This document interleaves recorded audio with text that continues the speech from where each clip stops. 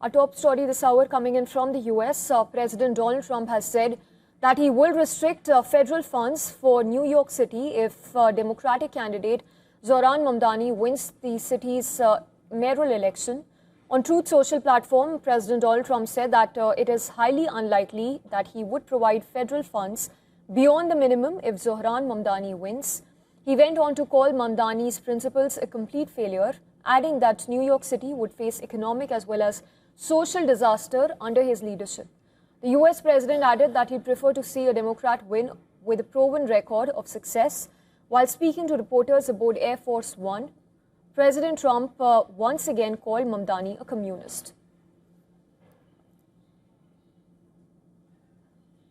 It's a disaster waiting to happen. We can't have a communist in charge of a great, supposedly free enterprise, kind of a representative city. So I think if you have a communist mayor, I think it's going to be very tough for him and for the city. In response to President Trump's threat to withhold federal funds from New York City, mayoral candidate Zohran Mamdani has urged on New Yorkers at his final campaign rally to stand up to what he called bullies. I will address that threat for what it is. It is a threat. It is not the law. And too often we treat everything that comes out of Donald Trump's mouth as if it is already legal just by virtue of who is saying it. And it is time to finally stand up to the bullies that make these threats, not to become the bullies ourselves. And we've seen time and time again that the best way to respond to Donald Trump and to defeat these kinds of threats is to actually stand up and fight back. After Donald Trump, tech billionaire Elon Musk has also thrown his support behind Andrew Cuomo, advising voters to reject Zohran Mamdani in the mayoral race. In response, Mamdani has accused both Trump and Musk of fearing his progressive agenda. He said that they were worried his leadership would achieve the goals they'd promised but failed to deliver. Mamdani also added that they fear the power of an example that shows it does not have to be this hard to call the city home. Polls, in fact, show Mamdani leading against former New York governor, who is running as an independent after losing to Mamdani in the Democratic primary, and Republican nominee Curtis Sliwa, the founder of the Guardian Angel. At Washington Square Park near New York University, young voters weighed in on the mayoral race. Some even described the election as a broader referendum on the city's direction, while others said it highlights deepening political divisions across the very country. For me, Zohran was the most clear about his intended goals and the ways he was going to reach them. For instance, like matching the corporate tax rate to that of Jersey's 11.5% and explaining the mechanisms by which he was going to do that.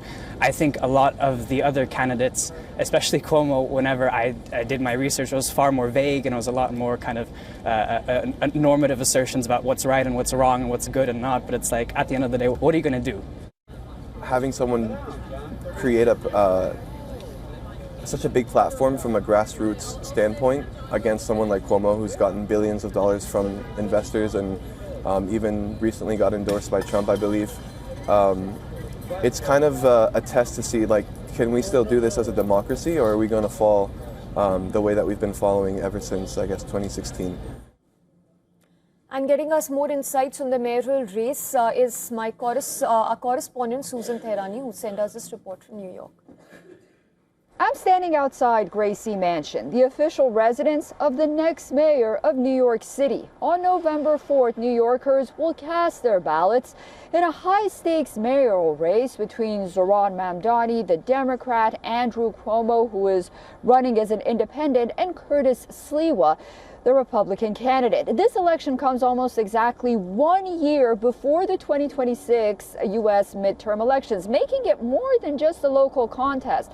What happens here could ripple out to shape the national mood, party strategies, and how voters respond to broader issues across the country. From housing affordability to public safety to rebuilding trust in government, the next mayor has a long list of challenges to tackle. With this race becoming a national reference point, all eyes are now on New York City. Susan Tehrani reporting from New York for WION World is One.